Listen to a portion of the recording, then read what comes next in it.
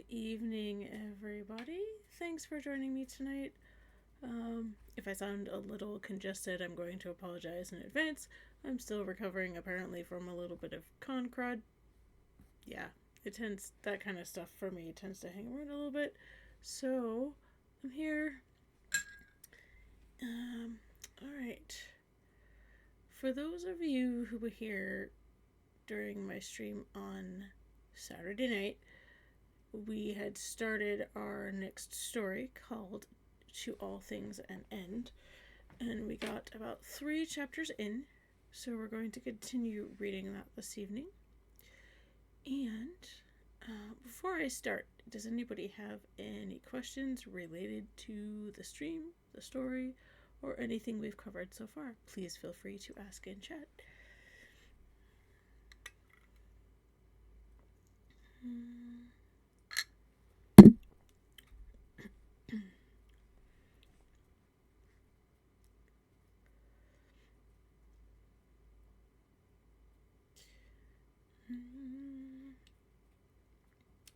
Anybody? Alright. If nobody has any questions about anything from my last stream, let's go ahead and jump right in. So, alright.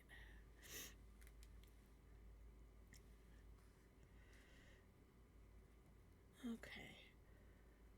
So we're starting this evening on chapter 4 of To All Things an End, which is the first story in the Sith Duology series. It's the second series. I had to do a little bit of actual digging to find out where stuff fell in terms of continuity, as there is some overlaps in several of the stories. So I had to do a little bit of rearranging on my planned reading. It doesn't affect right now, but it affects some of the later stuff in the next series. So, To All Things an End, Chapter 4. Why am I feeling uneasy about him? Stefan had zoned out from the conversation that was going on at the moment and had propped his head on his hand, thinking over Einar's attitude since they had returned. Stefan? He looked up to see Christian and Roland looking over at him. Are you alright? Roland asked. You're looking like your thoughts are elsewhere.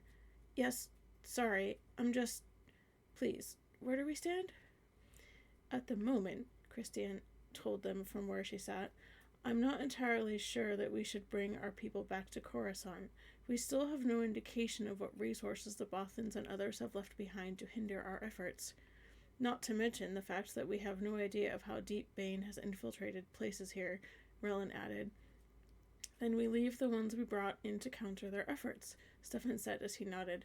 I can speak for Jameson DeGarmo and say that those that made it to Catan are more than welcomed if they wish to continue studies there. So, you are definitely going forward with your idea? Christian asked him as the others left the council chamber. Yes, I am, Stefan told her. I thought about this a good bit, and I think it's the right thing to do. I've been content with teaching just my children too long. I must look to training others again. You still feel remorse over Sovereign, she told him. I can tell. He thought about that. It had been so many years ago, before Andrea was born and Dylan adopted, before he and Jade were even married. Stefan's Padawan, Sovereign, was a promising student, quickly learning what he could from the Katani. The promise was cut short when Sovereign was forced into a duel with Welt, once Stefan's friend that eventually turned to the dark side, and to the teachings of the Sith. Stefan and Sovereign were separated, and it was a duel that Sovereign was ill-prepared for. I owe it to him, Chris, he told her, just as much as I owe it to Olorin, Ogeon, Master Legato, everyone. All right, she said as she nodded and looked over the cityscape. There's still been no word on Falk. I've done some deep meditation on him every night, Stefan said as he leaned back and sighed, and I fear the worst. I keep getting the feeling, Chris, that he is now along the same path as his brother. Completed already? Amron asked as he walked in on the lone person in the chamber. Yes, teacher, the youth said as he remained kneeling. Amron picked up the lightsaber that lay in front of his student and examined it before he activated it. The blade seemed of the deepest red, so much so that he grinned as he felt the power coursing through the weapon. Excellent work. Walt would be proud of you. You are almost ready to take your place. Very well, Master, Falk said as he stood up. Einar stirred from his sleep as Kate leaned down and gave him a kiss on the cheek. Sorry I woke you, she said softly.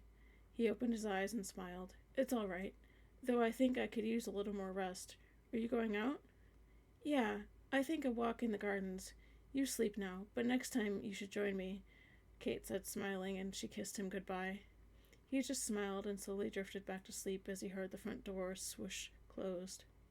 He felt himself dropping, and he let out a long sigh as he felt sleep overcome him once again. But he snapped back to awareness as his senses tingled with a familiarity. Are you not going to leave me alone, Kev? Go haunt your mother, will ya? Kevin didn't reply, so Einar shook his head and raised himself up and looked behind him, then jumped to his feet as an unfamiliar man in a bluish shimmer stood in his living room, dressed in a dark tunic. Who are you? The man walked over to him slowly, his hair long and a scar running down the right side of his face. My name is Anakin. The man, Anakin, stopped by a chair and sat down, eyeing Einar with a strange but infiltrating glance. Einar lowered himself back into his seat on the sofa opposite the apparition. Would that be Anakin Solo or Skywalker? Einar asked, clearly suspicious since the only Jedi he knew of with the name both died ages ago. Well, so did Kevin, but he was different. He had a hard time letting go.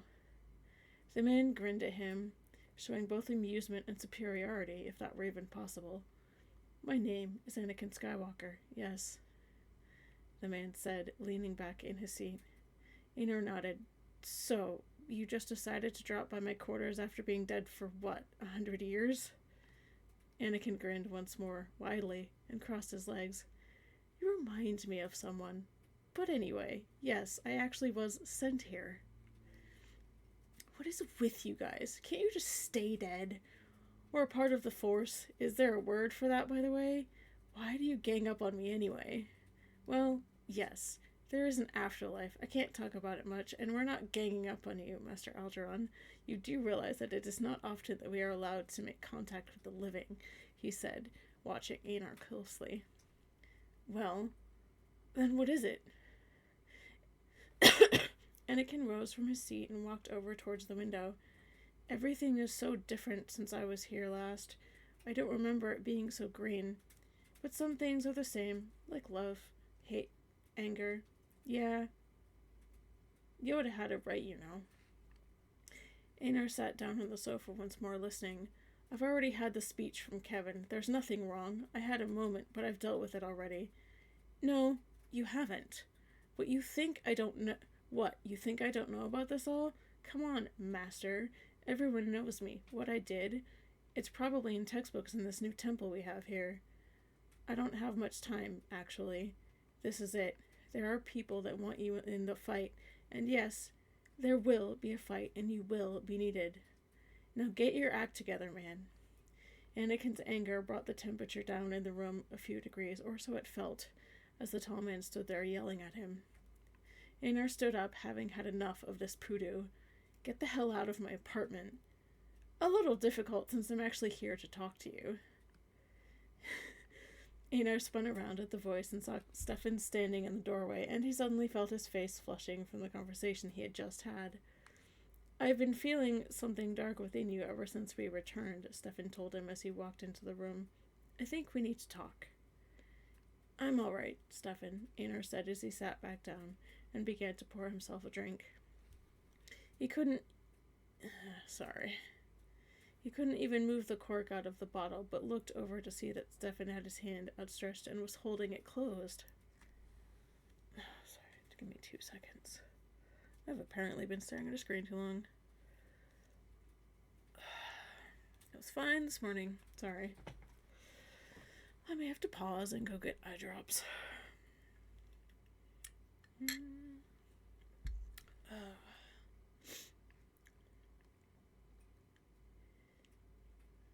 can't hide what's brooding inside, his friend told him. We need to talk about this here, privately.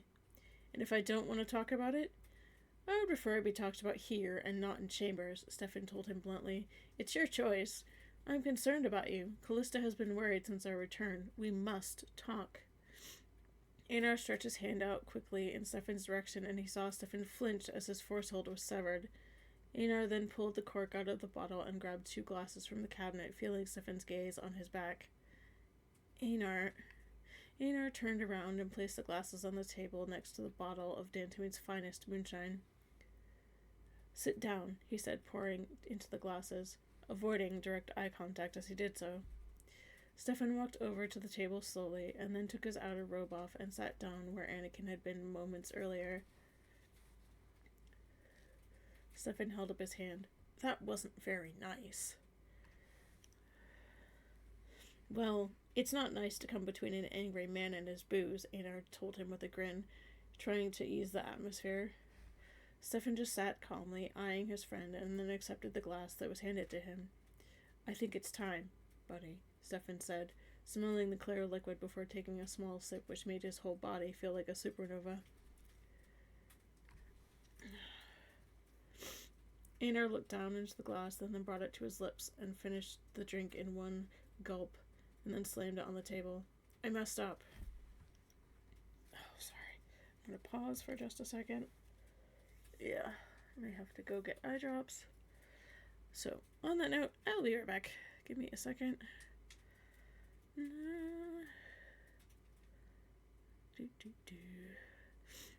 Be right back.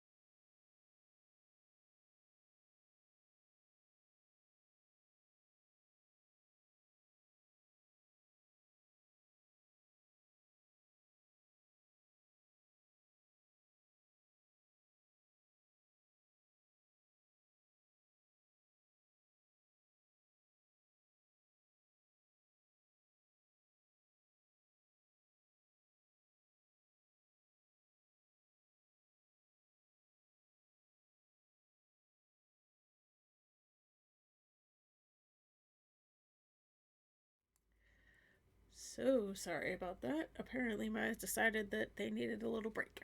So, that has been taken care of.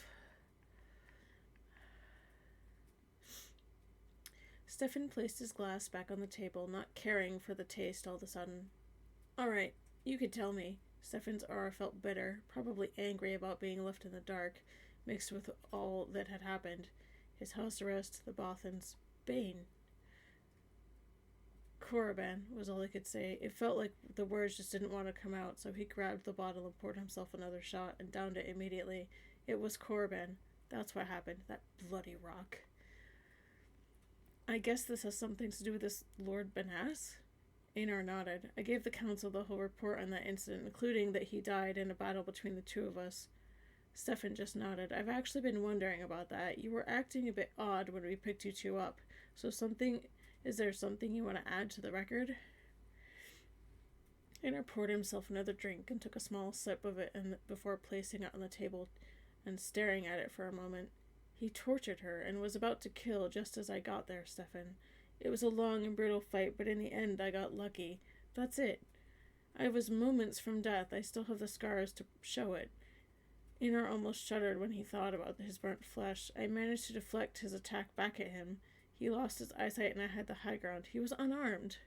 Stefan leaned forward, his hands clasped together. But you killed him anyway. What other choice did I have? Einar shot back. I was already injured and there were others there. I had no choice, Stefan, and you can't tell me that you would have spared him under the same conditions.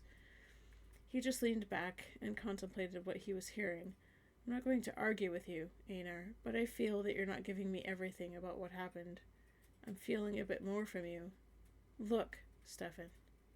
Stefan held up his hand to forestall what he was about to say. I'm serious, Einar. Let me put this bottle up and really talk about this. Einar looked at the bottle on the desk and could already feel the effects of the liquor. He wasn't used to drinking, but at times like these it made you numb, which felt good. He turned his gaze towards his old friend and hesitated for a moment, thinking that whatever the reason, Stefan doubted him as a Jedi. And he himself shared that doubt. He looked up at the chrono and saw that almost half an hour had passed since Kate left for her walk, and she would be back momentarily. He had no intention of having her witness this, his possible expulsion. He looked back at Stefan, and his anger and hurt seeped into his words. I wanted to kill him. Is that what you want to hear? He deserved it. And it felt good. Einar stood up and walked towards the window, turning his back to Stefan. You don't understand. None of you do. I've witnessed too much since I became part of the Order.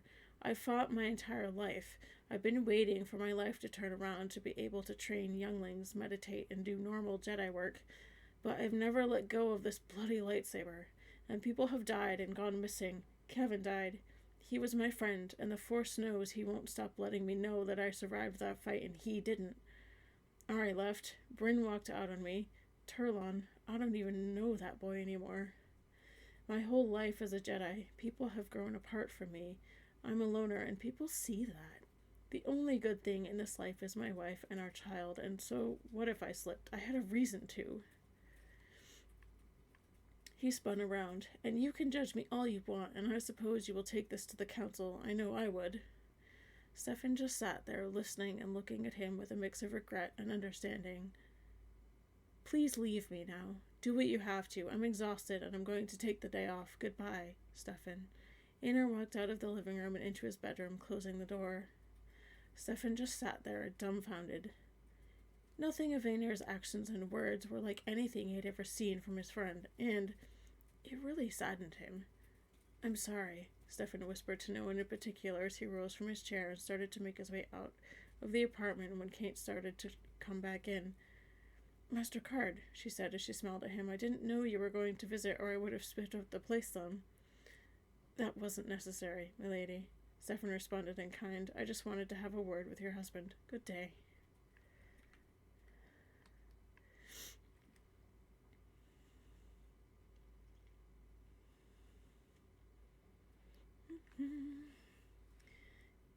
Keep up with their efforts as best as you can, Stefan told Relin as he and Chris Tien started to board White Squall. They won't have backed down now. I understand, Relin told him as he gave a mock salute and began to go to work. What do you think his next move will be? Chris asked as they made it aboard.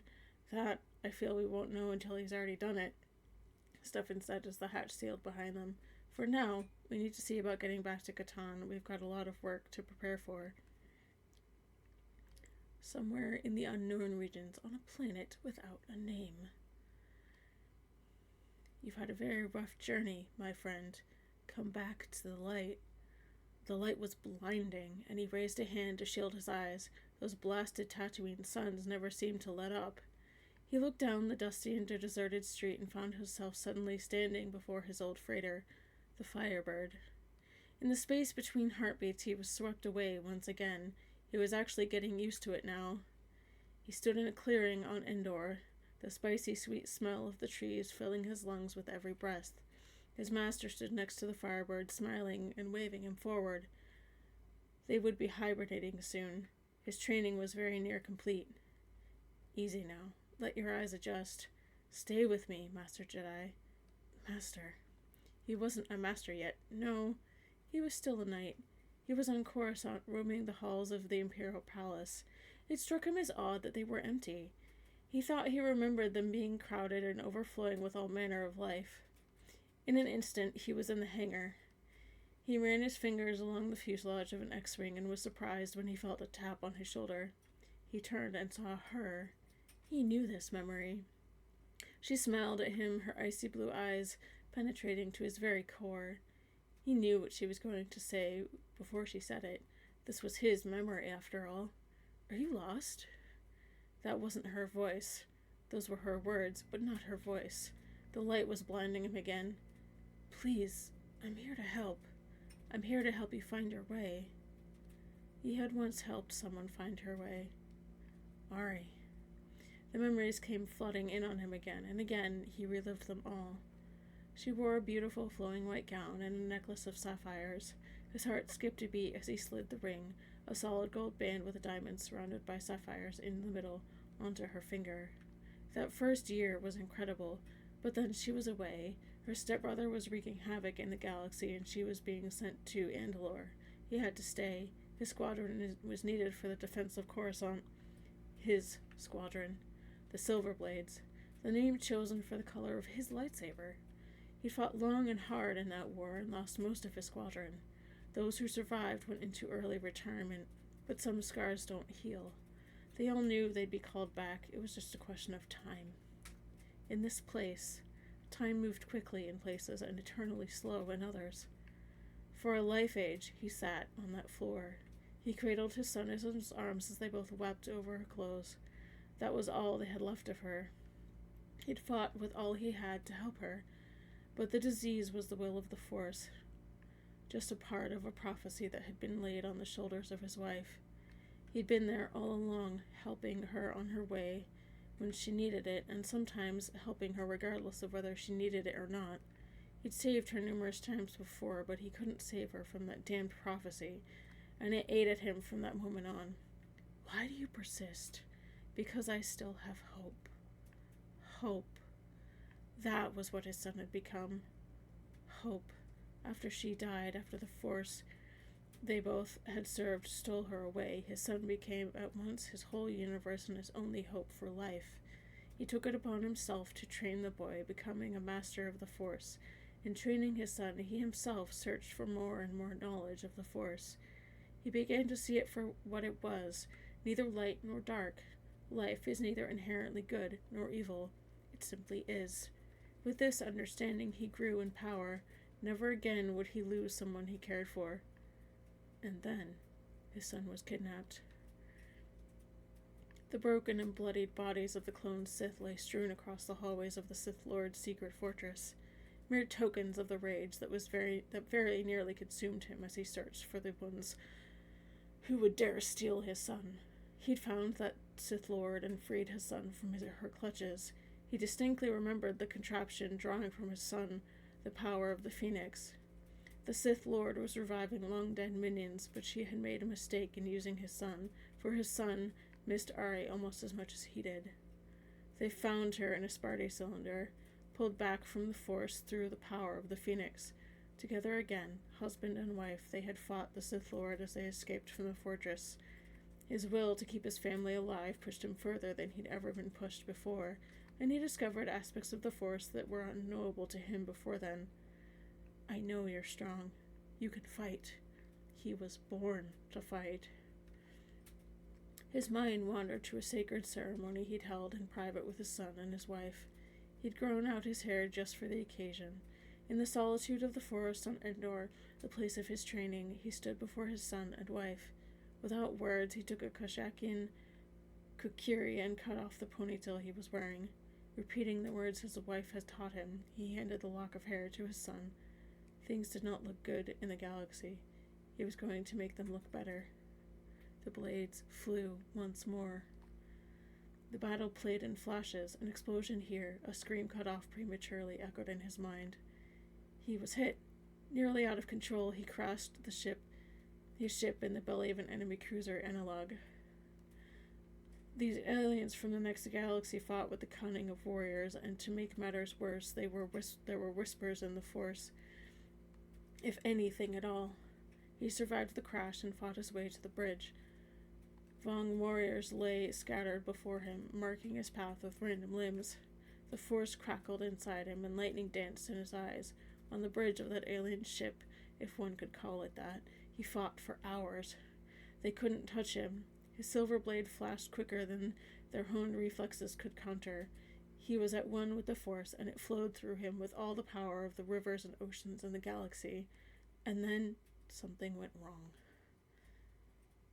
There was an alarm of sorts. Something told him the ship was going to die, and it was going to die violently. He searched for some kind of escape pod before conceding defeat and carving himself a niche in one of the walls. Hope returned to him as the wall began to seal itself around him. He saw a flash of light, felt immense pain, and then there was nothing. And I'm going to pause there because we're about to be in an ad. So... oh.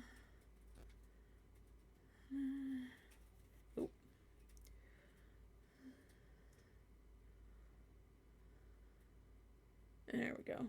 Sorry, I didn't realize we were actually in an ad. My apologies. I was misreading the notification. Alright.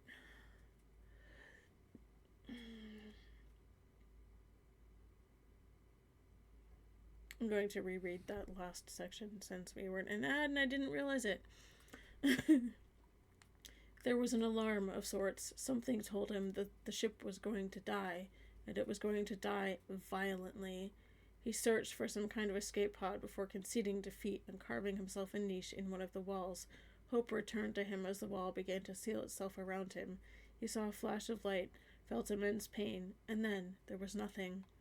Mick Rondin, can you hear me? I'm fairly sure he can't. The voices were much closer this time, and he thought one of them had said his name. With some effort, he tried to punch through the mist that enshrouded his mind. No, he is fighting. Can't you feel it? He's trying to break free. It was the voice of an old man. It sounded excited and yet gentle at the same time. Again, he pushed, harder this time, at the fog. Yes, the old man said, and suddenly there was a hand reaching down through the fog. I'm here to help. Climb, Mick Rondin. Take my hand and break free of your prison. You've been away too long. Breathe in life once more. He pushed harder this time and clasped the hand extended to him. His eyes snapped open and shut just as quickly. Blast, it's bright in here, Micron exclaimed. Where am I? Tatooine? The lights! The lights! An older man shouted, his voice giddy with excitement. Turn down the lights!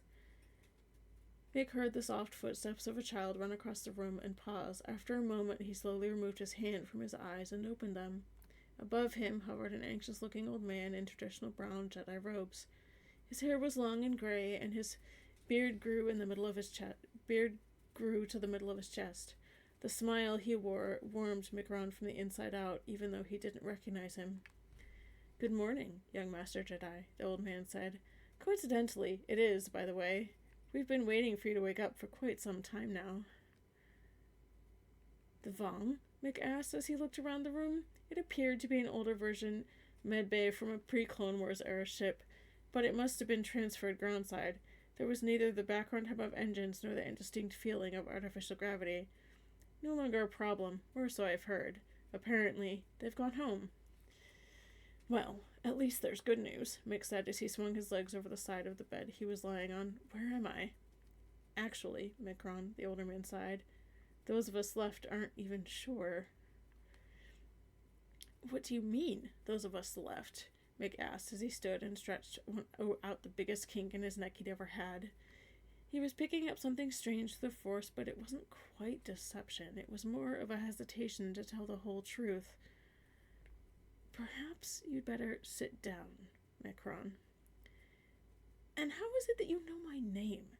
Mick asked. His mind was focusing more sharply with every breath he took. The Force flowed through him once more, and he honed his attention on the man before him.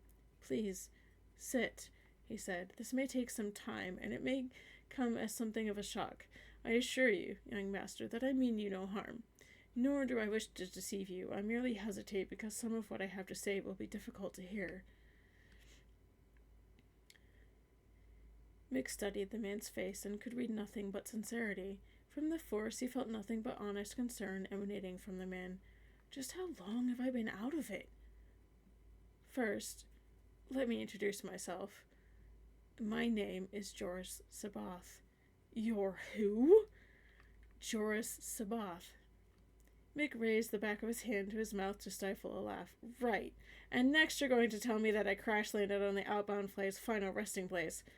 Well, to put it rather bluntly, Joris began, yes, I know it sounds hard to believe.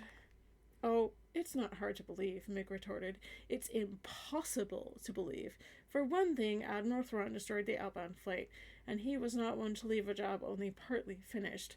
Secondly, the project was launched before the Clone Wars, and Joris Sabath was in his 60s then. Were you who you claimed to be, you'd be 175 years old yesterday, Sabath said with a grin. Happy birthday. No, I mean, wait, huh? Well, that was quite eloquent, Sabath chuckled. I seem to recall you being far more articulate. Regardless, the old man continued before Mick could jump in. Believe what I say or not, it doesn't matter. What matters is simply this. You live and you are needed. Much has changed in the galaxy since we found you battered and bruised here on what remains of a grand Jedi expedition. As I said, the Vong are no longer a problem, but there is greater darkness growing. Such a thing has not transpired in this galaxy for hundreds of millennia, and yet, even now as I speak, it is happening. The Sith have risen, the Jedi are failing, and war is upon them. Someone you once cared for deeply is at the heart of it all, and I'm afraid the pressure may prove too great for even one as resilient as she to handle.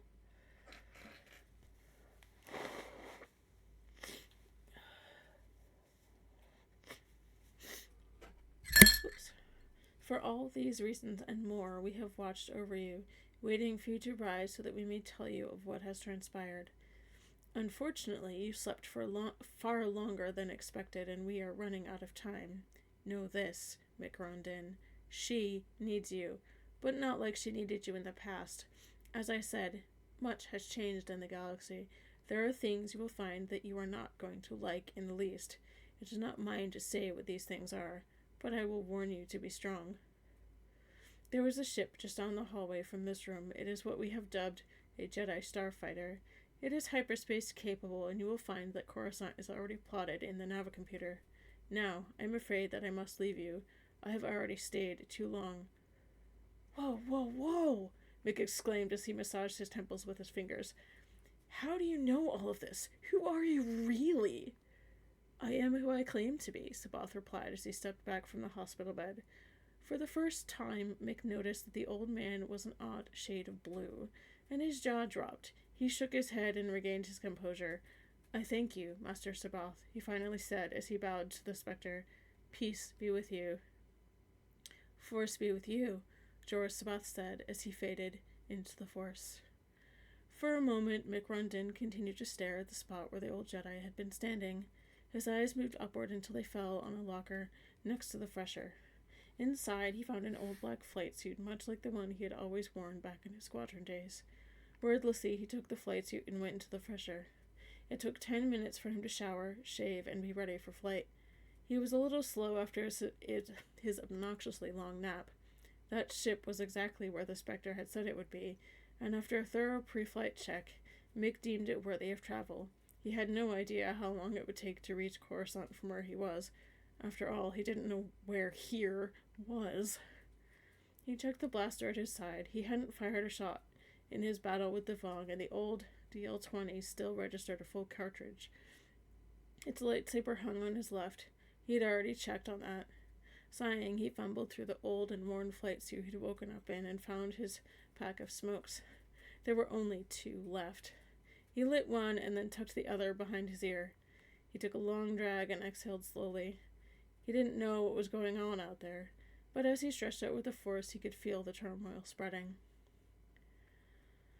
Someone was tipping the scales again.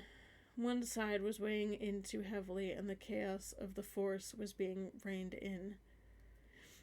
The balance was being lost, and Mick wasn't about to let that happen. He threw the finished suit back to the ground and smothered it with his foot. The silver-domed Archie unit in the Jedi Starfighter tootled a greeting as Mick climbed into the cockpit and began firing up the repulsor coils. Sparky, huh? Mick said as he guided the ship out of the hangar and threw in the sublight engines. Well, Sparky, plug in the fastest course for Coruscant and hang on. We're about to step into something huge. The little droid chirped away. and the course appeared on Mick's heads up.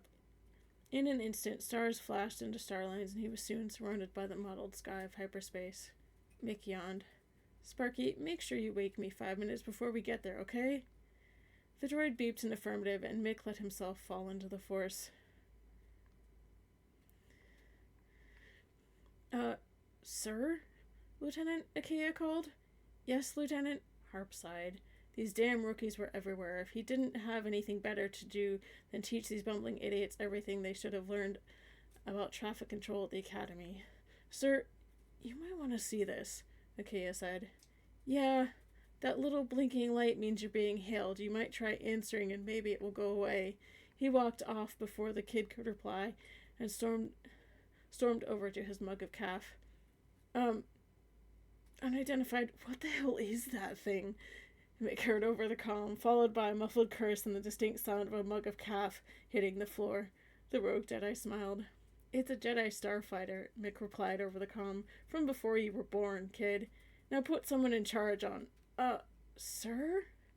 Clearly, the ATC on the other end hadn't yet figured out how to mute the mic, as Mick could hear every curse and scream of the senior ATC. There was a sound like someone hitting the microphone with a large object, and then there was profound silence. Unidentified fighter, came a cool, crisp voice. You are ordered to stand down and prepare to be inspected. Finally, somebody I can talk to. Mick sighed audibly. Now you listen here, buddy. I need to speak with Ari Luxert Thron Din immediately. I need clearance to land, military hangar, Imperial Palace, now. You will wait for further... The speaker faltered as what Mick had just said caught up with him. There was a short laugh and a polite cough. Right. And next, I suppose you'd like us to clear an entire section of the sky so you can pilot comfortably as you descend? Mick just grinned in his cockpit. It was time to pull some rank. He just hoped the code he had still worked. I don't like your tone, Mick said, putting all the military muster and weight he could into his words. Do you have any idea who you're talking to here?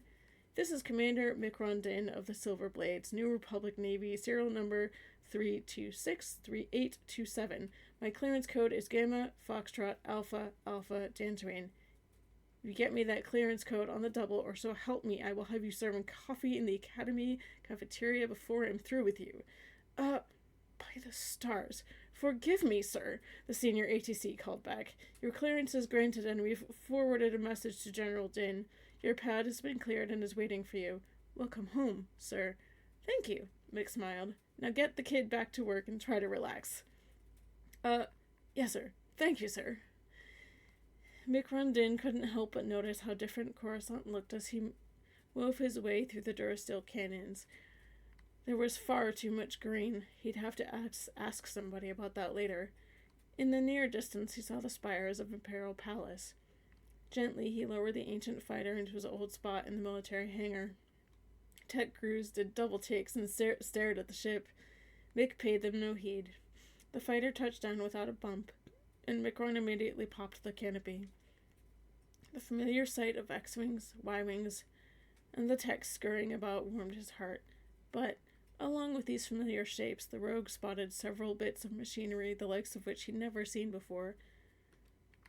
Giant humanoid forms of an alloy he didn't quite recognize took up a good third of the hangar. Catwalks and hoverlifts surrounded these behemoth machines, and techs and droids scrambled over, in, and around them. Still contemplating these strange new vehicles, his eyes fell upon a more than familiar sight. They went wide, and his heart nearly caught in his throat. There, in front of him, sat his ship. The Firebird gleamed in the light of the hangar glow lamps, surrounded by a red velvet rope. She was beautiful, and fast, too, if she still ran. The YT-2000 series by itself was nothing special, but Mick had poured heart and soul into his baby, and the Firebird was a force to be reckoned with on her own. Caught in a sort of dreamlike daze, the rogue crossed the velvet line and ran a hand along the underside of his ship. A commemorative plaque had been placed on a pedestal before the boarding ramp. Mick Rondin, Commander, Jedi Master, Love, it read. This ship remains as a token to your life, preserved and maintained forever with love. You are missed, Rogue. And signed below the etching were myriad names of well-wishers, friends, and family alike. Mick saw Corran Horn and Wedge Antilles. Han and Leia Organa solo, Brink cadre, and in the middle, more beautiful than anything he'd seen thus far, Ari, Luxert, Thrawn, Din, General, Phoenix, eternally your princess. Tears threatened to take the rogue, and he again gazed up at his ship. He was still admiring her when he felt a familiar presence burst through the doors.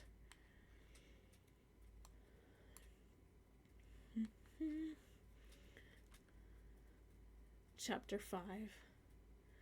Not the way I would have preferred, Ari thought to herself, but it was good to see that Bothan scurry out with his tail between his legs.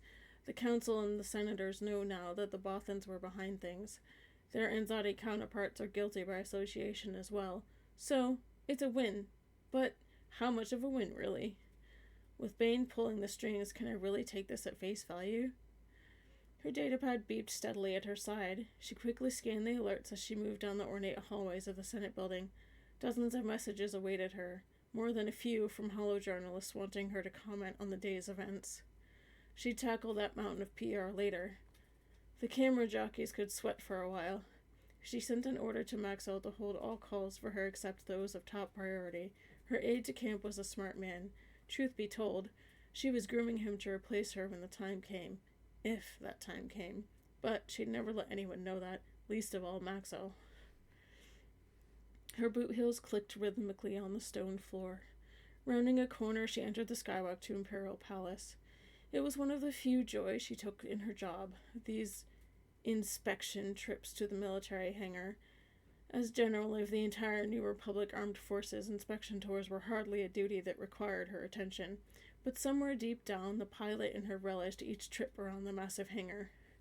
She returned the salute of the guards posted outside the entrance to the Imperial Palace and continued through the huge triple-thick Durasteel doors. Her pace slowed as she walked down the halls of the palace. To her left, giant wooden doors lay open to the grand ballroom. Inside, she saw waitstaff and catering carts, droids, busboys, decorators, scurrying about in a frenzy. Tables were being set up, flowers hung, white linen shone brilliantly beneath the crystal chandelier at the apex of the ceiling. Memories began to surface that had long since been buried. The ballroom filled with ghosts of the past. Friends, comrades, squadron mates. It was Han and Leia's anniversary party. She saw herself in a blue shimmer silk gown. It was long and hugged her curves like a second skin. The slit up the right side was nearly to her thigh. She had to admit, her 23-year-old self was stunning as she spoke in hushed tones with Leia over near the bar. Then he was at her side, grinning that grin that was laser-etched into her mind. She knew this memory. Mikron had led her to the dance floor as the orchestra began playing a symphony from her homeworld of Koshak. Ari shook her head, and the ghosts vanished. She swiped at a tear and checked to make sure nobody was around to see it. It wouldn't do for the general to be seen in such a state. Why am I thinking of him now? She wondered as she continued down the many myriad hallways of Imperial Palace. Oh, Rogue, it's been 40 years. I miss you so. What would you even think of me now? She caught a look at herself reflected in the tinted transparent steel viewport on the right side of the hallway. She'd retained her figure, but white streaked her auburn hair, and lines had formed at the corners of her eyes and mouth. Her icy blue eyes held none of the fire she'd glimpsed in her younger self. Stop it, she told herself. You are a general. You're strong. You are the New Republic. She continued on at a crisp pace and soon saw the neon glow of the crashed-down cantina and the personnel door to the military hangar farther on. The guard post was adjacent, and 2 guards stood at either side of the door. As Ari strode by the cantina, a waft of tobacco and the scent of Wyron's reserve assaulted her senses. Top score, she heard Mikron's voice in her head. And I tagged Skywalker and Antilles. Impressive as that is, my love, Ari heard her own voice amid the cacophony of celebration. Your reward is a nameplate covered in grime in the seediest bar at this altitude. And the adoration of... Mick began. Pilot wannabes, academy grads, and drunks. Ari remembered, smirking. And my princess? And your princess. Ari's voice floated. Always. Ma'am? The guard's voice broke her momentary daze. He stood, saluting and rigid at attention. Realizing she'd walked up to the hangar door, Ari hastily returned the soldier salute and shook her head once more. Criffet, she thought. Mikron, I love you, but you're driving me to distraction. Yes, Private? Ari asked. Ma'am, ATC reported something rather strange just 10 minutes ago. The guard reported. A message was just sent to your office. I wasn't privy to the details, but there is a commander in the hangar with an ancient ship requesting to see you immediately. A commander is requesting an immediate audience with me? Ari shot the guard a quizzical look. No commander of mine would be so blatantly disregarding of procedure. No, ma'am, the soldier replied. Word is he had an older version top-level security code, so ATC allowed him access to the hangar. I think he's still inside. Comcharter is weird. Never mind, Ari said with a flash of anger threatening to surface. Some hotshot is about to get the dressing down of his life. Open the doors. I'll see this commander, though he may wish I hadn't when I'm through with him. Yes, ma'am. The soldier placed his palm on the sensor plate next to the door, and it slid noiselessly open. Very good.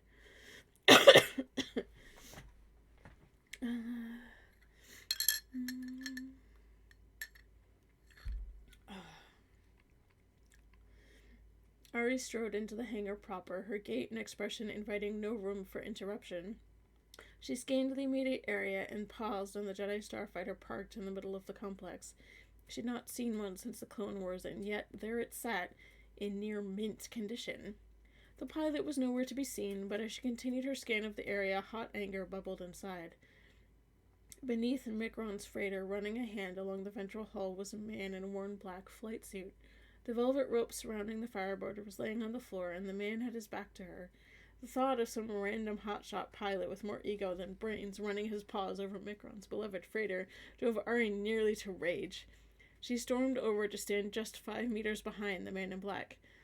On a closer inspection, she saw that it was a commander's flight suit from just before the Throne Wars.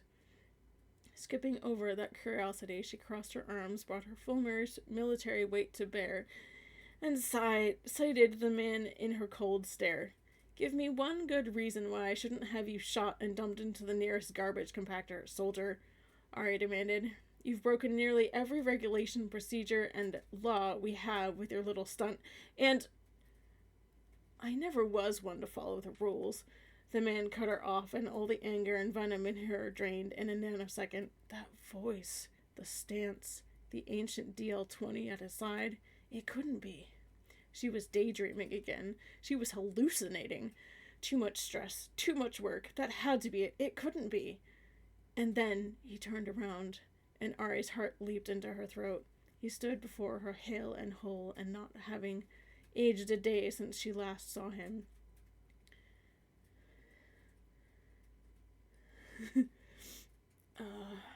Myriad emotions vied for dominance with logic in her mind, joy being strongest among them.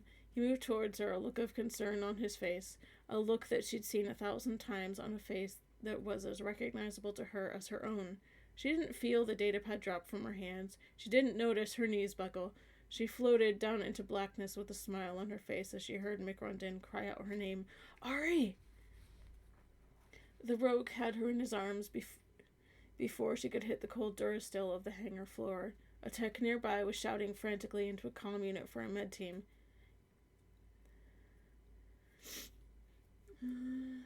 Easy, Princess, Mikron whispered as he held her. He brushed a loose strand of hair from her face. It's okay. You're okay. Mick slowly began channeling the force into Ari's limp form, allowing the life energy to gradually wash over her in waves of warmth and caring. Her eyes fluttered open slowly and locked with Mick's own. Mikron? She breathed, her eyebrows furrowed in confusion and disbelief. How? Have I died? Is it really you? Mick chuckled softly. I don't really know the answer to your first question, sweetheart, but no, you're not dead, and yes, it really is me. He took her hand and laid it gently over his heart.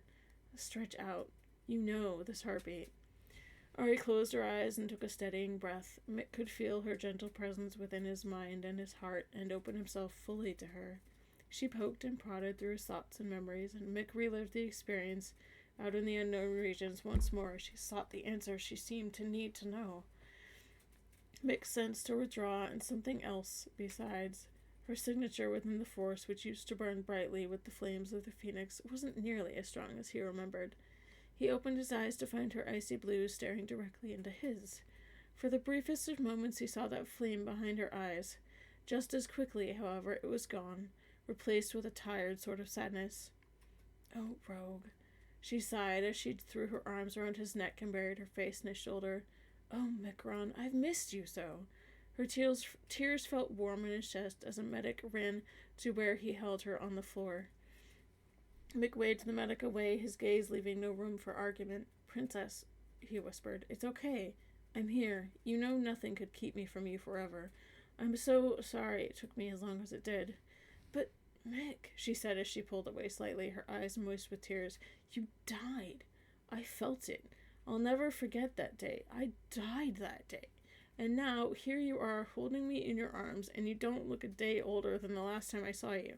How is this even possible?" "I wish I knew, sweetheart," the rogue said, fighting back tears of his own. I remember dreaming of you. Always of you. I remember being drawn somewhere, but then I'd see you and stay. I don't know, Princess. I don't know how I ended up on that rock. And I doubt I could find it again. I'm not even sure that waking up and seeing Jorah Sabath wasn't just another part of that dream. All I know is that I had to come back. I had to find you." Ari's eyes sparkled, and the smile on her face warmed the rogue. But again it faded, and tears shone once more in those icy blues. "Mick, I'm 74. I've been remarried. I've had twins by another man. I have a The words were tumbling forth when she stopped altogether, and her eyes grew wide.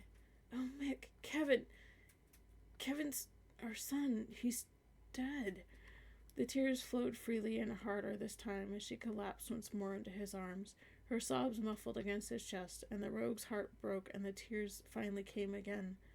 He held Ari to him and tried to keep his heart from cracking in two. Images of his boy, 16 and whole, flashed before his eyes.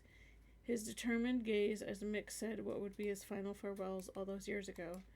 Ari didn't have to tell the rogue how he died. Somehow, Micron knew. Pride and despair warred within his heart for dominance when the rogue felt a hand on his shoulder. He looked up to find the medic leaning over them, concerned. "Sir," the young man said, "perhaps we can get you in the general a private room in the medbay?" Mick looked around, his mind slowly registering the shocked and curious looks of the crew techs and mechanics within the massive hangar. Numbly, he nodded his agreement. He helped Ari to her feet, her head still buried in his shoulder, and let the medic lead them out of the hangar. They entered the medbay and found a secluded room. The medic brought them a blanket and set something warm and sweet-smelling and a couple of mugs on the table. "It might help," he said as he exited the room, closing the door behind him. "Ari," Mick whispered when he found his voice, "I'm so sorry I wasn't here. I'm sorry those damned Vong ever showed up. I'm sorry I wasn't here to take Kevin's place. I'm sorry."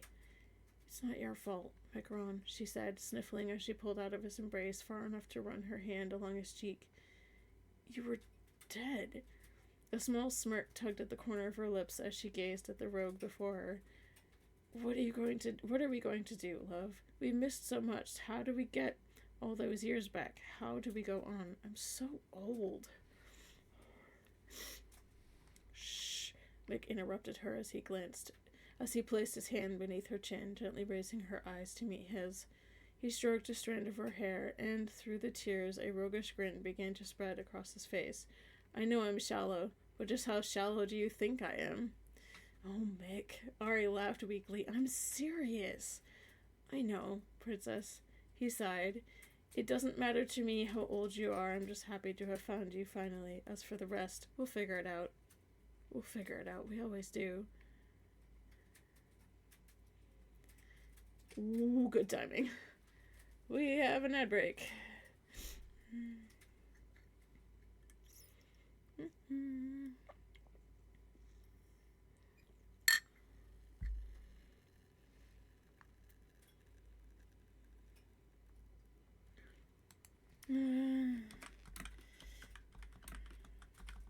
Sorry for the ad break.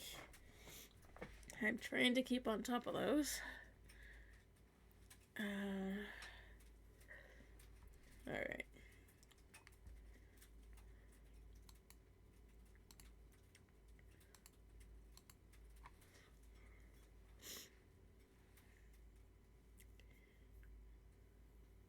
We'll be back in 36 seconds. Gives me time to get a drink. Alright.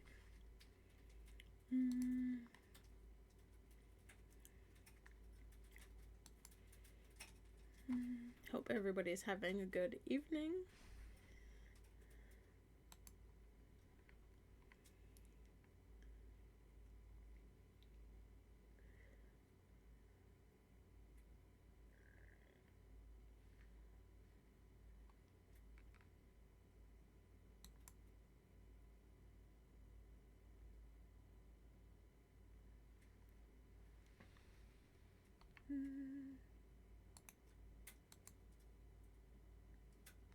Alright, looks like we're back.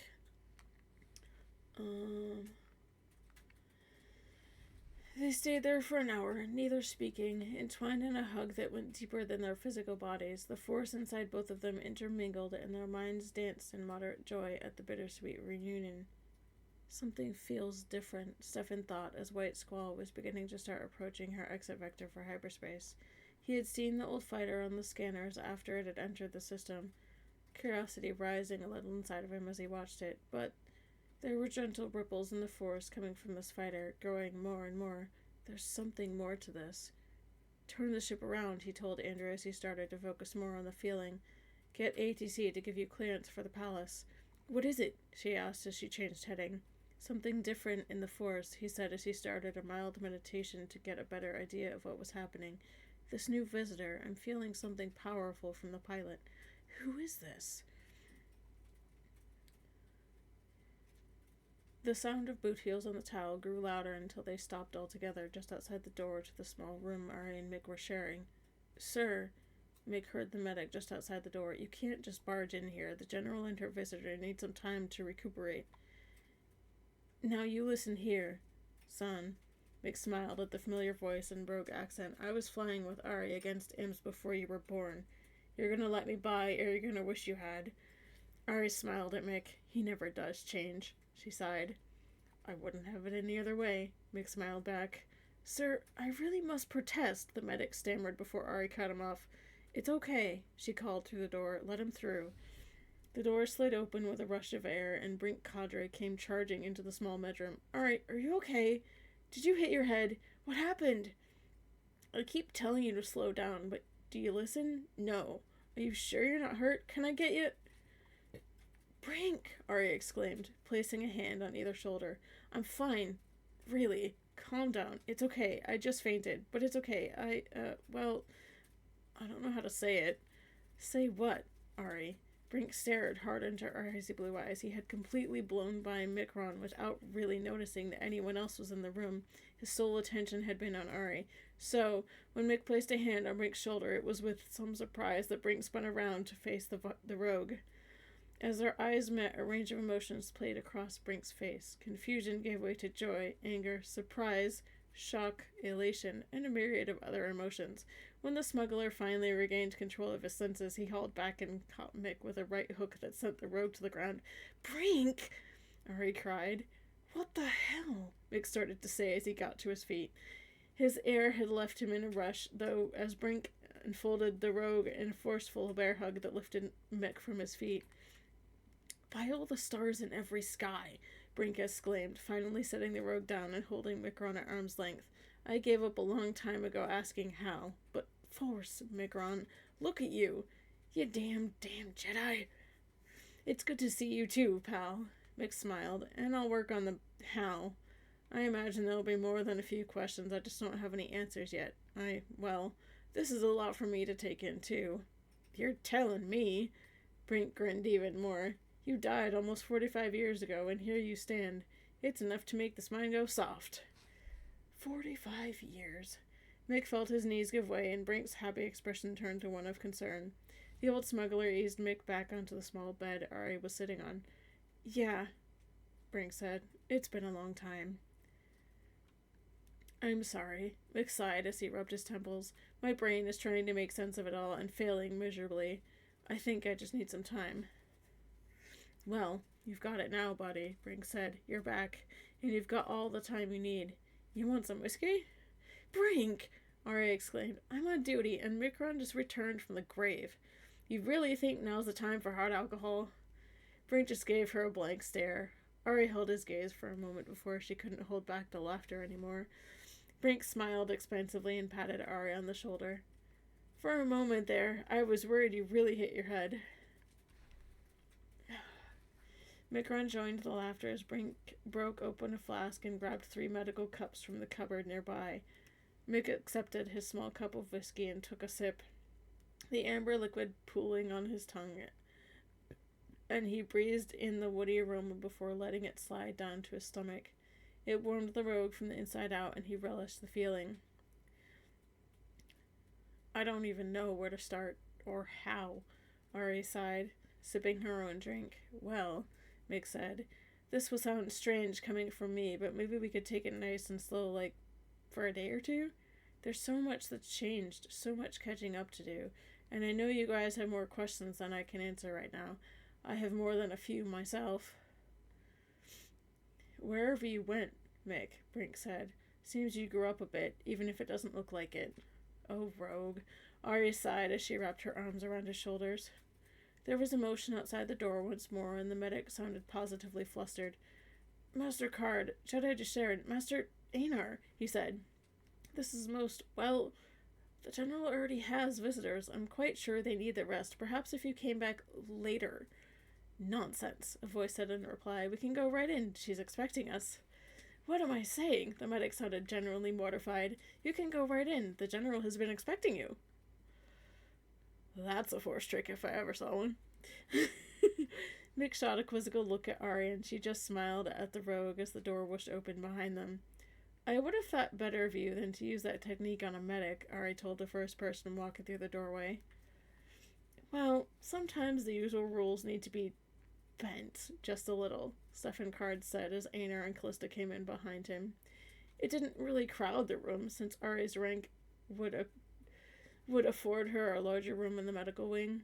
Stefan nodded to Brink, receiving one back, and Callista went over to check on Ari, the stranger in the room. But he seemed so familiar, was still looking at the Katani and trying to make his own deduction on what was going on.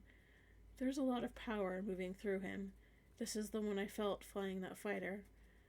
I guess introductions are in order, Ari said, sitting up on the bed, before motioning to Mick. This is Mick Rondin. Stefan saw Einar's eyes open in a combination of shock and surprise, Callista's even more so. Surprised himself, Stefan only let a smile start to grow on his face. I have never believed in coincidences, he said as he looked over Mick. But weren't you dead? I would have answered yes to that until a few minutes ago, Brink answered next to Stefan. I'm sure the story will thrill everyone, Mick said, still looking over the 3 newcomers in the room. And you 3 are? Mick, this is Stefan Card, Ari told him, the current ranking member on the Jedi Council. This is Einar Algeron, another Jedi Master and one of my former students. And this is Callista Jussarin, another Jedi. Jedi, Mick said, his voice telling Stefan that there were more questions later. Card? As in... Stefan almost laughed with that question, always the first one asked when a person first met him. Yes, Talon is a somewhat distant cousin, and before you ask, he's still doing what he does best. Mick semi-laughed at that, still holding a little back from the 3 strangers. I'm sure you have questions. You all do. Not important at the moment, Stefan said as he raised a hand to forestall the explanations. I wanted to see if Ari was all right. We can talk and know all that has happened later. Oh, really? Ari protested. I'm fine. It was just sort of a shock is all. You worry too much, Stefan. I know, the Katana replied. Some things just can't be helped. Please, Master, Callista started. At least let me look you over. If nothing else, it will ease my mind. Ari sighed in mock frustration. Oh, very well, she said, but only because it's you, dear heart. Callista placed a hand on Ari's shoulder and closed her eyes. Ari's gaze tracked around the room and locked with Mick's. I hope you're holding up, love, she said, I imagine this is a bit overwhelming for you. Oh, I'll manage. Micron's voice was calm and gentle and reassuring in her mind, and she nearly started crying again. She hadn't realized how much she'd missed his presence, their connection. This Stefan, I want to fight him. The rogue grinned at her. Oh, I'm sure we could arrange something, Stefan looked to Mick, though I'd suggest we wait until later. The temple has some fine sparring rooms. The others looked at Stefan with eyebrows raised at the non-sequitur. Impressive. Mick crossed his arms and examined the black-haired master more closely. I didn't know eavesdropping had been added to the Jedi curriculum. Oh, I meant no offense, Stefan said. You were thinking rather loudly, though. None taken, Mick said. Ari thought she sensed Mick's presence diminish to a whisper then, though it had been so long since she'd really used the Force. It was hard to tell. Be nice, she sent Mick on. It's okay. His words were quieter in her mind this time, like a whisper barely heard. I think I might actually like this guy. She grinned at that, and then jumped as her pocket started vibrating. A steady beeping sound emanated from her datapad, and she quickly scanned the view screen. Priority message from the council. Ari read. Damn, gotta take that. I'm sorry, everyone, but I have to go, she said. Mick's eyebrows shot up in surprise. You always snap to when you're called?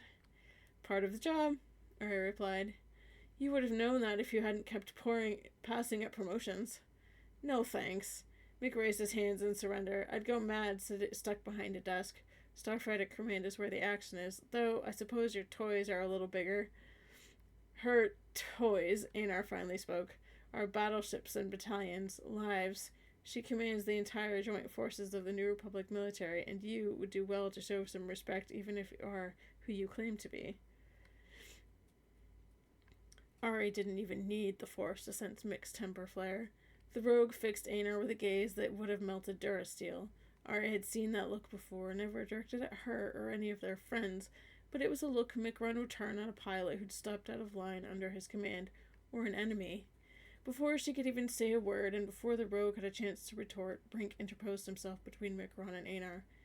Now you listen here, Master Algernon, Brink said, his voice calm but tinged with ice. You don't know how Mick and Ari operate, and you don't know Micron, so I'll let this slide, for now. But if anyone is being disrespectful, it's you. This man is a war hero. He saved my life more times than I can care to remember, and he saved Ari's as well. His honor is beyond question. You do well to remember it. Anar met Brink's gaze and held it a moment before nodding and looking away. Ari could sense his unease. Micron, too, felt a little off-put, but the rogue had reined in his temper and simply looked at Ari. He's one of yours, huh? Yes, dear. Ari sighed. And a good man. He's just been under stress lately. The temperature in the room had seemed to drop a few degrees. Ari spoke into the silence, casting a wry grin on Callista. Sometimes I love my job, she smiled. It's a great excuse to slip away from the boys. All this testosterone is enough to make a girl sick. The comment brought a light chuckle from those present. Even Anar allowed a small grin. I really do need to go, Ari continued. I ought to be able to wrap things up by dinner. What you all say to dinner at my quarters tonight. Perhaps there we can all sit down and start chewing through all that's happened and is happening right now. Stefan, perhaps you and Anar can focus on Darth Bane's reappearance. His involvement casts everything that's going on in a new light, and we need to know more. Brink, why don't you take Micron around and try your best to fill him in on things? Callista, if you could stay with Brink and Micron? Stefan nodded. New events means new data. I'll try to have some information by dinner. Do you mind if Andrea comes along? Not at all, Ari smiled. The more the merrier. Good, Stefan smiled in return. We'll take our leave then. And he and Anar filed out of the room. Micron, Ari said. I really am sorry I have to go like this. It would only be a few hours. I've still got my aura place on the presidential level. I'll see you thereafter. No worries, the rogue shrugged, though Ari could sense he was distraught, even beneath the layers of defense he had set up. I think a good walk would help calm my mind and to figure some things out. Good, Ari smiled. I love you, rogue. And I you, princess. They departed then, Mick and Brink, leading with Callista trailing behind. Ari sighed and shook her head. Micron, love, I can hardly believe you're back. But so much has changed. And you're just as I remember. How can I expect this to work? I've grown so old, and I have so many responsibilities now. Responsibilities. Shasa! Ari quickened her pace and sent a message to Maxwell to meet her outside her office. They'd need to be quick in getting to the counselors if she hoped to be home at a reasonable hour. By the stars, this galaxy will be the death of me.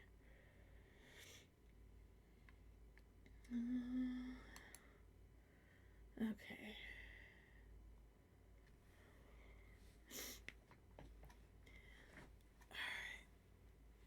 Let me take a pause and stretch, because I'm sitting a lot. How is everybody doing this evening? Do you have a good day?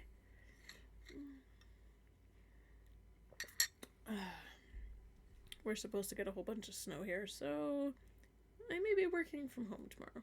We'll see how that goes. Alright.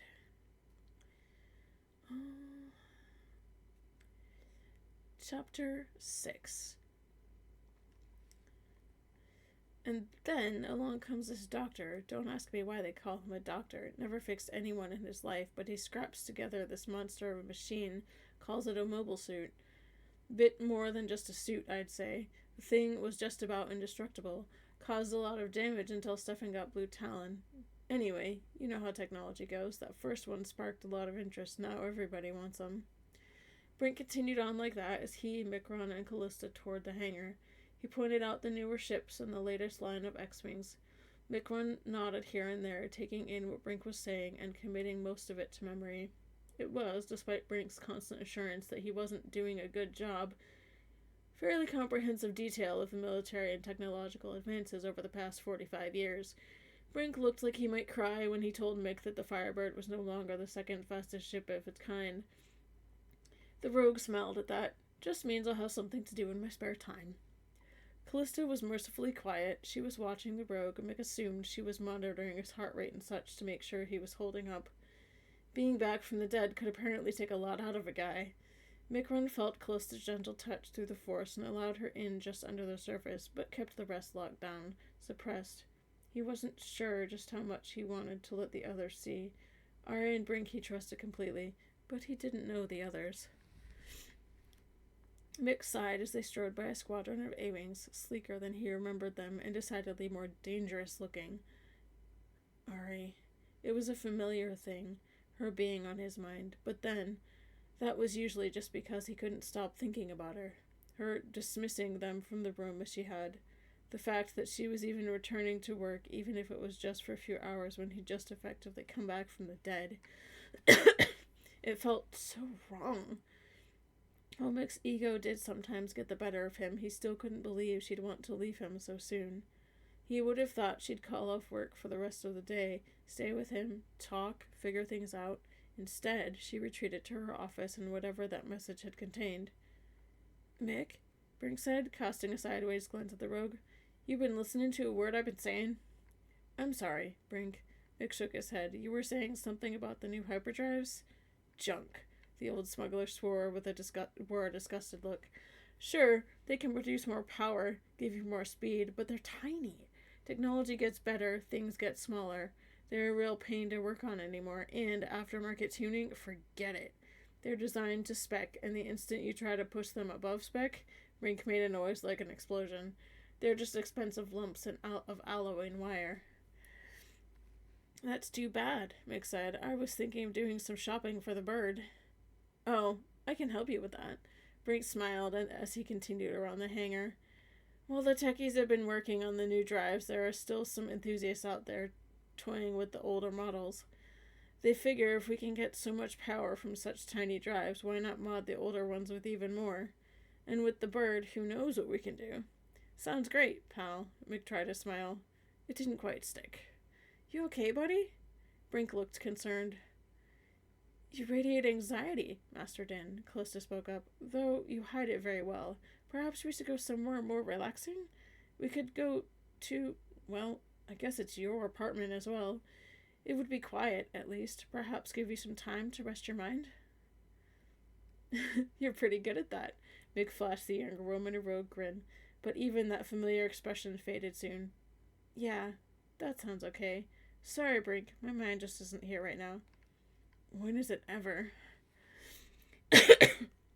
McRun chuckled in spite of himself and the dour mood he'd sunk into. True enough, he said. It's just everything is so different now. And Ari, the sentence died on his lips. She doesn't feel like she's even there anymore. No, that's not it. She's there, but buried deep. What's happening to my galaxy? She died a little when you didn't come back, Brink said, suddenly somber. She'll come around. With you back, she's bound to come around. But yeah, let's head to your place now. I happen to know where Ari stashes the really good stuff. Brink, Rick said, his words suddenly failing him. I know, pal, the old smuggler replied. No worries, huh? Care to join us, Callista? Micron asked. Hanging around with a couple of aging space rats probably isn't your idea of fun, but I wouldn't mind the company right now. It's never good to leave me alone with my thoughts. Brink shuddered in mock horror. A truly dangerous thing, that. Callista smiled. It would be my pleasure, Master Din. Mick, the rogue said as they turned to leave the hangar. I've never been much inclined for formalities. Thank you. Callista paused over the word, as though being informal were a task nearly beyond her. Mick. The trio wound their way through Imperial Palace, arriving at the old apartment on the presidential level in short order. Micron paused outside the door, a million memories flooding in on him at once. Clamping down on the lump rising in his throat, the rogue placed his hand on the sensor panel and stepped over the threshold. The presidential level of Imperial Palace was a masterwork of architectural design. Spreading across nearly the entire width and length of the palace, it rested on the top floor. The ceiling was 80 meters high, with UV glow lamps hidden behind a sheet of photoscopic transparisteel. The light shone through the transparisteel during the day, and the shield opaqued at night, with tiny pinpoint lights to simulate a starry sky. The apartments were built in blocks. Houses, really, complete with lawns and flora from each resident's native homeworld. The streets were narrow. No land speeders were allowed, but some residents had purchased converted pilot shuttles to drive around the luxurious neighborhood. Ari and Mick's apartment was built along the western wall of the palace. Their house butted up against the wall, leaving the Dins with a front lawn only, but providing them another accoutrement they'd both wanted. The back door of the house opened onto a balcony with a commanding view of Coruscant and the Minari Mountains in the distance. In the front lawn stood a giant coniferous tree native to Kashyyyk, and roses from Corellia lined the small walk to the front door. Ostentatious was the word, and while Mick and Ari had never been prone to luxury, after the Thrawn War the two had been awarded the lot. It would have been the height of arrogance not to accept such a generous gift. Aside from that, most of their friends had places in this section of the palace. Still, Mick and Ari kept the construction of their new home modest. It was designed with elements of Corellia and Kashyyyk, a one-story ranch home with 3 bedrooms, a small office, the living room, dining area, kitchen, and 2 refreshers. Their one concession to luxury was a large spare bedroom they'd converted into a personal gym. The scent of the place nearly overwhelmed him as he entered the unlit entranceway. Corellian hardwood from the kitchen, Kashyakian rosewood in the living room. Traces of Ari's favorite perfume floated from the back of the house. The light slowly came up, sensors detecting his presence. Micron slowly walked into the living room and stepped into the past. He heard Kevin in his room, playing with the Solo twins. He saw Ari, her hair tied up in a ponytail with a blue ribbon, in that blue silk robe she loved, sitting on the lounger, smiling in his direction with a glass of sparkling Kashyakian champagne. Micron, look at this place. Her smile broadened. We could park the bomber in the living room. The rogue staggered forward and grabbed the back of the couch, steadying himself against the barrage of memories. Dad! Kevin's voice. Dad, look! I made an X-Wing, just like yours.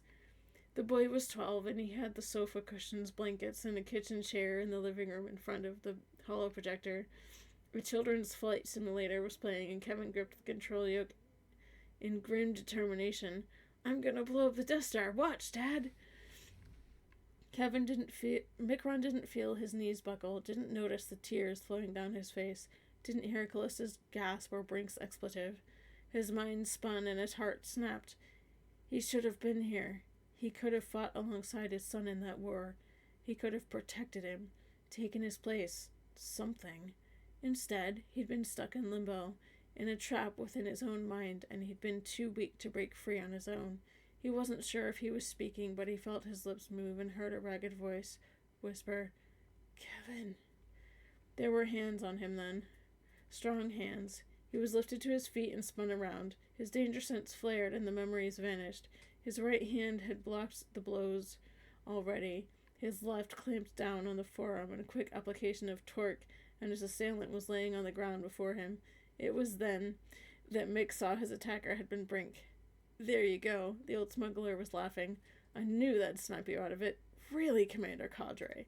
Callista looked positively mortified. He was in shock, and your answer was to attack him?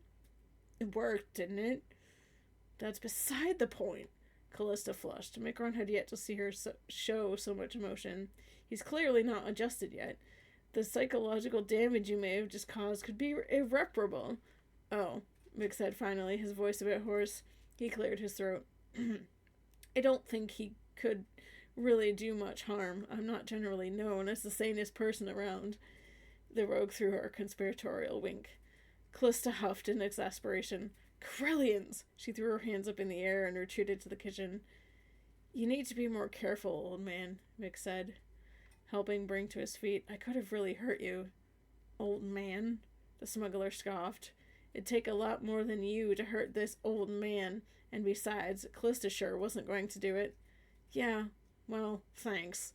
Mick turned to look back at the living room. The ghost had vanished, the crisis averted. He'd never experienced anything like it before. Being dead really takes it out of you, you know? Nope, never had the pleasure, Brink said. Mick laughed and felt warmth flush back into his body. Brink chuckled too, and then grew serious. You going to be okay? He asked. Yeah, I think the worst of it is past, Mick said. And hey, I'm still mostly sane. Nothing could hurt worse than what I just went through, so I'd say I'm safe. Well, good, Brink said. You've got a reputation to keep. Let's get some whiskey from Ari's stash and try to convince Callista not to tell anyone what she saw here today. Oh, this'll be fun. Mick smiled and felt his old strength starting to build. I can also start working out the hows and whys of my being back. With luck, I'll have some answers by dinner. Or you'll be too drunk to care. Either way, I win. Shaking her head, Callista ducked into the kitchen. She could still hear the two men talking faintly, though she tried not to eavesdrop. She had to admit she felt slightly out of her element. Ari's training aside, she had led a rather sheltered existence until that fateful encounter back on Corellia. So much had changed since then. She could understand some of Master Mick's pain, she corrected herself. Losing her master had been like losing the only family she ever had. Mick had lost his son, and his wife had walked away from the Jedi path. With a sigh, she pushed away from the counter just as Mick and Brink entered the room. They were talking amongst themselves, and Mick was carrying a dark-colored glass bottle, obviously some type of booze. If she knew one thing about him, she did know that. She smiled slightly before nodding to them. My apologies, Commander Cadre. Mick, she corrected herself. I wasn't expecting you to do something like that, Commander Cadre. From what little I do know of Mick's history, I should have. Her tone was apologetic. I'm sorry if my words were harsh earlier. I'm just trying to do my job. She finished quietly. Nodding to the bottle in Mick's hand, she smiled. What have you got there, Mick? She was silent for a moment. I heard you talking about dinner. Whoops. We have an ad.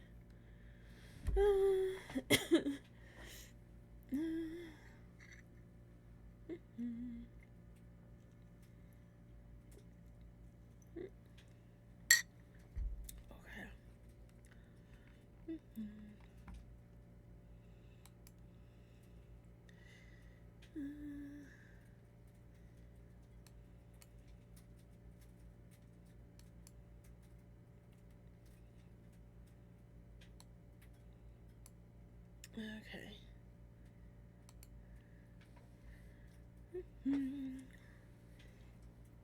45 seconds.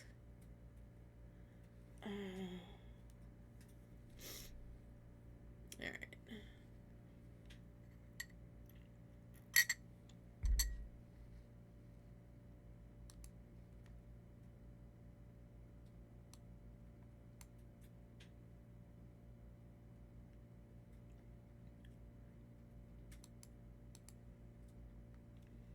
Okay.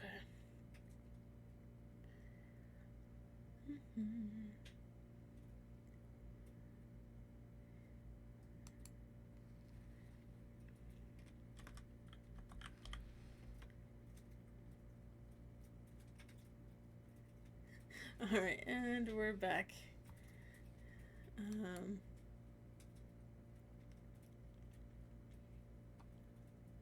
Her tone was apologetic. I'm sorry if my words were harsh earlier. I'm just trying to do my job, she finished quietly. Nodding to the bottle in Mick's hand, she smiled. What have you got there, Mick? She was silent for a moment. I heard you talking about dinner. Should I start preparing things? She grinned after a moment. Sorry, just not used to the quiet, I guess. Do you think the General would mind if I invited a friend of mine, Zan Canadius?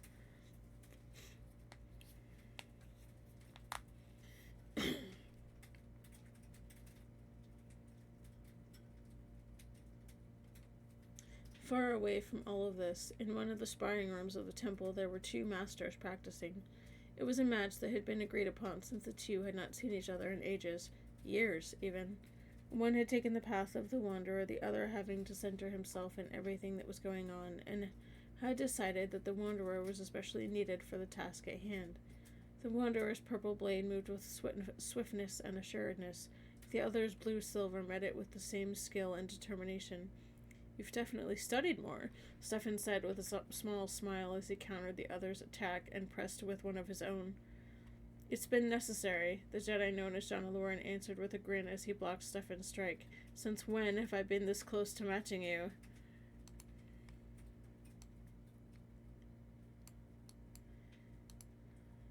Not since the academy, Stefan said with a laugh. The duel was more fun for them than anything else. The two had been instant friends when Stefan first arrived at the Jedi Academy, and both considered the other as brothers. With the training that Stefan had received from his father, and with the sword before the Academy, he had always had the advantage, but Aloran was always learning from each match. After a while, they wound down and retired to Stefan's quarters in the temple, catching up on old times and such. Stefan, Aloran said as Stefan poured them each a glass of Katani whiskey, you didn't send me a special message asking me to return to Coruscant just for sparring and catching up. No, I didn't, John, Stefan answered as she sat down. I need your help, and it's something that I can't trust to many others.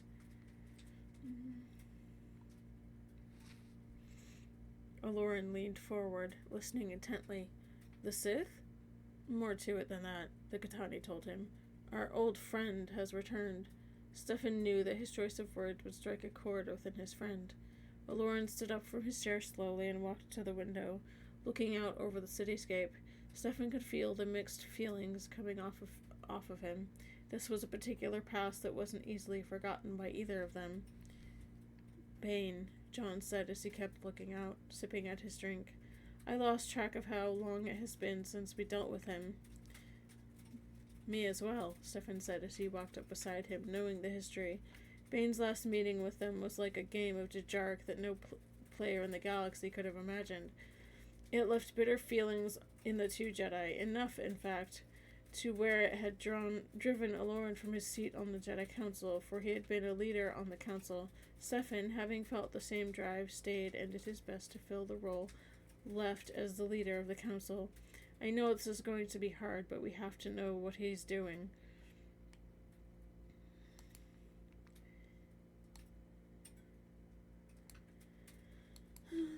Couldn't you go to Korriban and find that out?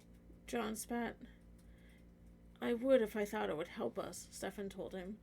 But they've left there. Einar and I had to rescue a young healer there and discovered that. Einar was wounded in the attack. I don't even think he has recovered emotionally from it. Einar, John said. I didn't know, Stefan. I didn't want to have to bring you into this, John, he told his friend. I know how close you came to the edge against him, and I would not have put you in that position again. But you got close to him. You are probably the only one that could find him.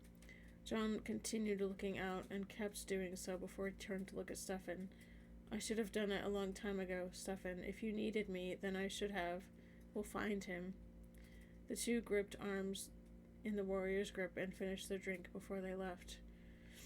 Mick cast a sideways glance at Brink, and then they both looked at Callista with a wry grin on their faces. No worries, said Brink. No worries, I know. Whiskey, if you feel like it. No worries. And I'm sure she wouldn't mind, Mick finished. Callista laughed and shook her head, and Micron could sense some of her nervous tension slipping away.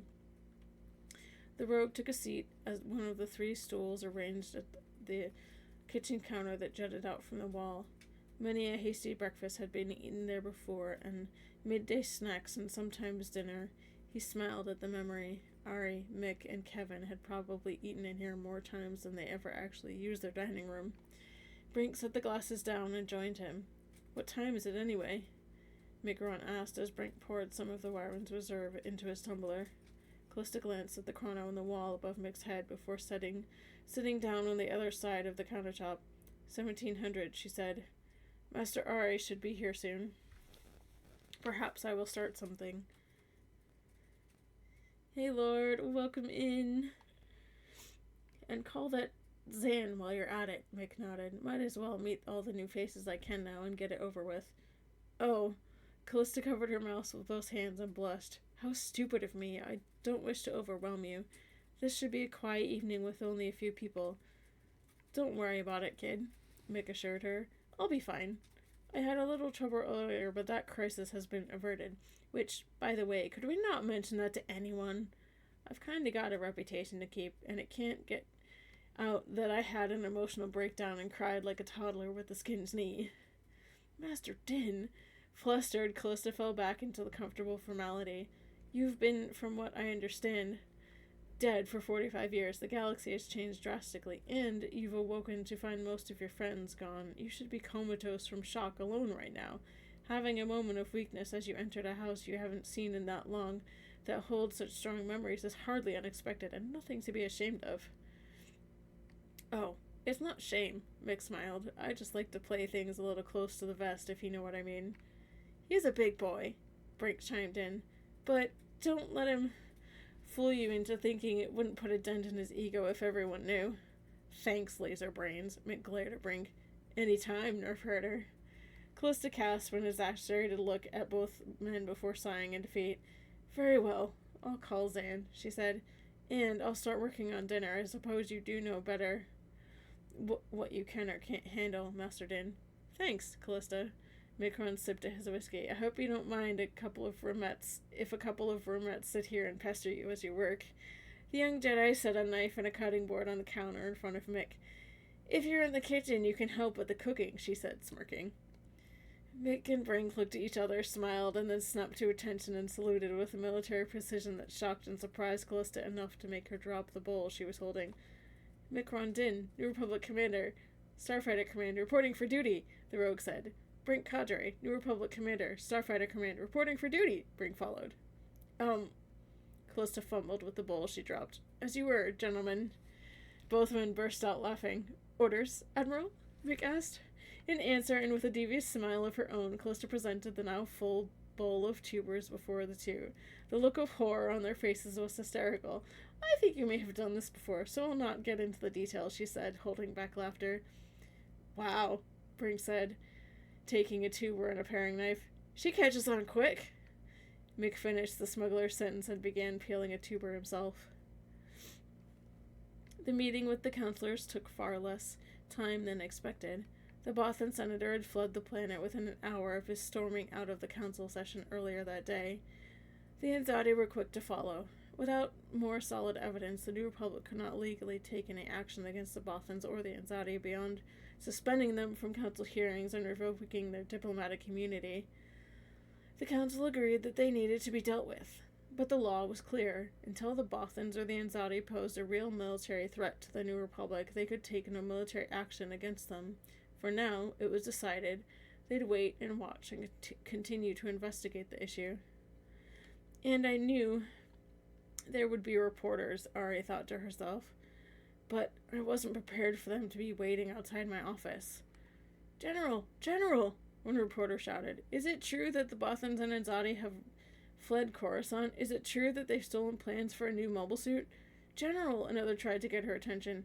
What about the ancient starfighter that landed at Imperial Palace earlier today? Some claim that it was piloted by a ghost. Others say that it was a droid-flown craft following some ancient homing beacon. General! Eventually, all the voices drowned each other out. It was a sea of incomprehensible noise and flashes. This is going to take some time, Ari sighed to herself before raising a hand to quiet the small crowd. I know you have many questions, she began, and those that I can't answer without breaching security, I will. But you will have to wait. Suffice to say that we are handling all situations with speed and wisdom. I will have a press conference tomorrow morning in the conference room adjacent to the Senate Hall at 0800. And the ancient starfighter, General? Yes. Ari rolled her eyes. She knew the reporter. He worked for a local tabloid and was highly prone to flights of pure fantasy. We will answer all your questions about the craft, and no, it was not flown by a ghost. There was some light laughter, and that reporter grew quiet, though the look in his eyes told Ari that he wasn't quite convinced. Ah, well. Ari nearly shrugged. Let him have his delusions. I know the truth of the matter, and I can hardly believe it. She looked back to the crowd.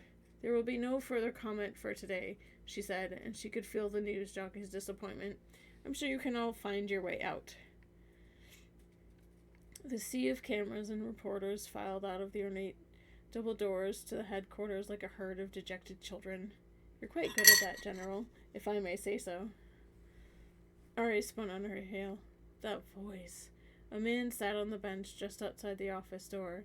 An old man who had taken to carrying a walking stick carved from Alderaanian crystal. He rose slowly, but there was no shake in his movement, not a hint of fading strength. His hair was still long, but all gray now. His goatee was gray as well. The wrinkles at the corners of his eyes had grown deeper since the last time she saw him, but the intelligence that gleamed behind this man's eyes shone brighter than any other aspect of his face. Ari took a breath. Talon, she said, taking his offered hand. I'd swear if I didn't know any better, I would think someone had teleported me into the past. What are you doing here? Retirement getting boring? You could say that. The aging information king shrugged, a sophisticated gesture when he did it. Shall we go into your office? I assume you sweep it regularly. Of course, Ari smiled. It wouldn't do for the general to have an office that wasn't completely spotless. Talon Card held open her door, and they went inside. The office was large and offered a commanding view of the palace promenade via the wall-sized transparent steel viewport behind Ari's desk. The viewport could be opaqued as needed, and Ari used that little trick now. The lights came up in the room to make up for the sudden drop in ambient light. Card eased himself into one of the chairs in front of her desk, and she slid into the chair behind the desk. The Information King placed a small device on the table and flipped a switch. Little lights blinked red and then yellow and then green and stayed there. It's not that I don't trust you, Card told her with a smile, but you don't trust anyone. Ari returned his gaze. Indeed. So, what brings you here, Talon? Ari asked, her hands folded atop her desk. She surreptitiously checked the chrono on her desk. 1700. Any meeting with Card is too important to pass up or put off. I'll just have to hope this doesn't take too long. Micron, I'm so sorry. I hope you're holding up. Wait a minute. Of course he is. He's Micron. Love, I think I'm going crazy. What are you doing? Business, I'm afraid. Card actually looked sad. You see, I like playing the middle. There's more profit when you don't take sides, but your furry counterparts don't share the same idealistic view. They've hit several of my associates without provocation, and, for that reason, I've been forced out of retirement. To tell the truth, I was terribly bored, but this is not the way I would have preferred to make my return. So, the Bothans and the Anzati aren't playing by the rules. Ari smirked. What do you want us to do about it? They've done nothing illegal that we can prove, and I doubt you'd report them to the authorities. Your associates probably have longer records than the Bothans do. They aren't playing by any rules. Card sighed. And I don't want you to do anything but what you feel is right. The man slid a data card towards her. On that disk, you'll find holo recordings with timestamps and navigational data that I believe you will find quite proving. And how much does the New Republic owe for such convenient information? Call this one a good faith payment, Talon grinned. I give you this, and you do what you do best. In this case, it's a mutually beneficial arrangement. Fair trade, and all of that. Ari eyed the man with some suspicion, but he spoke the truth. If the information on the data card really held the proof the New Republic would need to initiate military action against the Bothans, well, the New Republic got what it wanted, and the pressure they would put on the Bothans would divert the furry backstabbers' attention from Card's endeavors. She couldn't sense any duplicity in the man, though her force skills were, she admitted, not what they used to be. It was flowing easier now that Mick was back, and she wondered about that. It seems to wash over me whenever we're near each other. It's refreshing. Something happened to him wherever he went. Something's changed, but I don't know what. He's so much stronger in the Force. No, that's not quite it. It's like the Force is drawn to him. Do we have a deal? Card arched his eyebrow at Ari's momentary lapse. Sorry. She refocused on Talon. It's been a busy day. Yes, we have a deal. Good, Card said as he stood. I'll take my leave then. He pocketed his device and went to the door. He paused in the open doorway and looked back to Ari. Don't worry about being distracted. I imagine if my Shala came back from the grave, I'd be distracted as well. And before Ari could say anything, he was gone. That man knows far too much about far too much, Ari shuddered. He's brilliant, no doubt, but it's scary sometimes, the things he knows. She looked at her chrono again. Shaza, I'm going to be late, after all. She scooped up her data pad, the data card, and her notes. She left a message for Maxwell to come to dinner. It would be good to have his near-perfect memory on hand. There were sure to be a lot of questions, and he'd be handy with some of the answers. Checking her office once more for anything she may have forgotten, she killed the lights, locked the door, and took off at a brisk pace for home. All right. And that is the end of chapter 6. Yeah.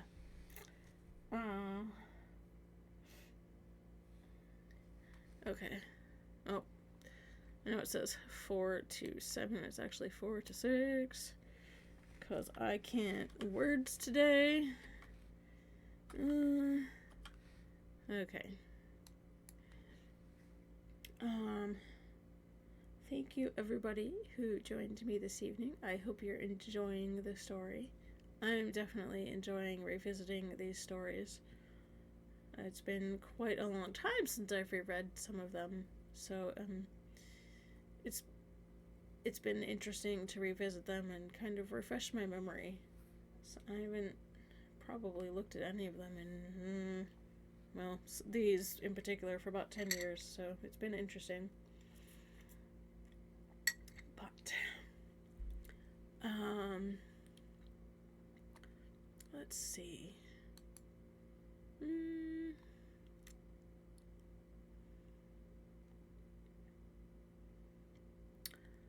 I have an idea.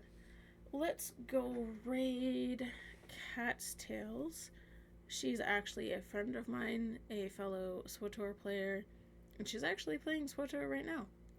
So let's go say hello. Let's see if this works.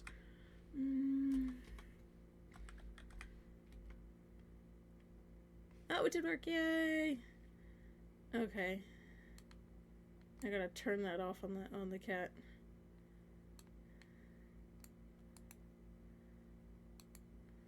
Okay. So I am... Alright. So we're gonna go say hello to Cat's Tales thank you so much for hanging out with me this evening, and I hope to see you at my next stream, which should be on Sunday. I will definitely post updates in the Discord, and if you are not in the Discord and you'd like to join, you can type !Discord in the chat and it will give you the link. So let's head on over to say hello. Thanks, guys. Have a great night.